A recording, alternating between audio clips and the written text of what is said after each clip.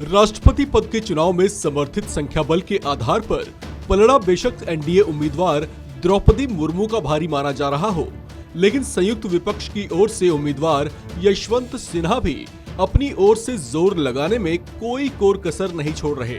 ऐसे में वे अलग अलग राज्यों के ताबड़तोड़ दौरे किए जा रहे हैं।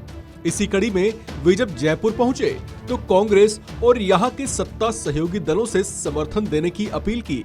इस दौरान उन्होंने राष्ट्रपति चुनाव जीतने पर बहुत कुछ बदल देने की बात भी कही। इसी कार्यक्रम में अपने संबोधन के दौरान उन्होंने कुछ ऐसा कह दिया जिस पर अचानक चर्चाएं तेज हो गईं। केंद्र का नाम लिए बिना उन्होंने कहा कि अगर वे राष्ट्रपति पद का चुनाव जीत जाते हैं तो शपथ लेने के अगले ही दिन वे एजेंसियों का दुरुपयोग रोक देंगे। इस दौरान वे बेहद आक्रामक मुद्रा में नजर आए।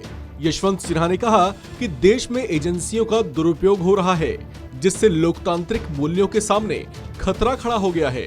उन्होंने इस दौरान अपने छत्तीसगढ़ दौरे का भी जिक्र किया। उन्होंने बताया कि वहां एक व्यापारी के यहां पर आईटी की रेड पड़ी। इस सिलसिले में उन्होंने छत्तीसगढ़ के सीएम भूपेश बघेल से हुई बातचीत का जिक्र भी किया। उन्होंने बताया कि जिस व्यापारी के यहां आईटी की रेड डाली गई थी, उस पर सरकार गिरवाने का दबाव बनाया जा रहा था।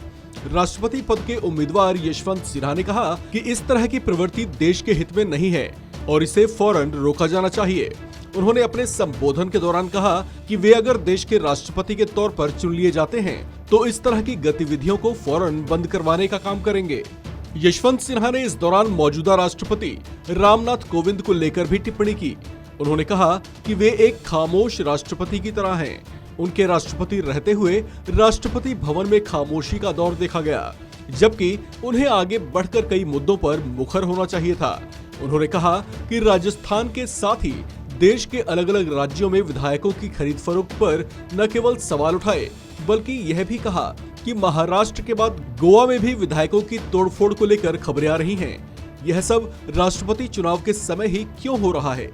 यशवंत सिन्हा ने मुख्यमंत्री अशोक गहलोत से भी कहा कि उन्होंने राजस्थान में भले सरकार गिरने से बचा लिया हो, लेकिन फिर भी उन्हें सावधान रहने की जरूरत है, क्योंकि सरकार गिराने वाले कभी भी फिर एक्टिव हो सकते हैं।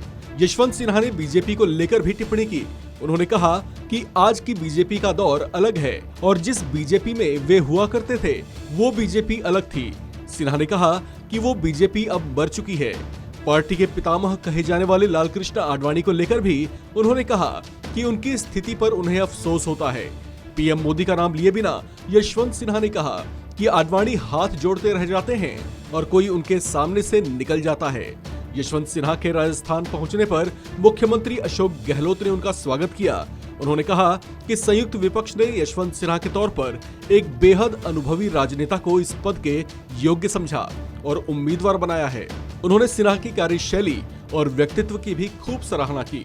इस खबर में फिलहाल इतना ही। बाकी अपडेट्स के लिए बने रहिए वन इंडिया हिंदी के साथ।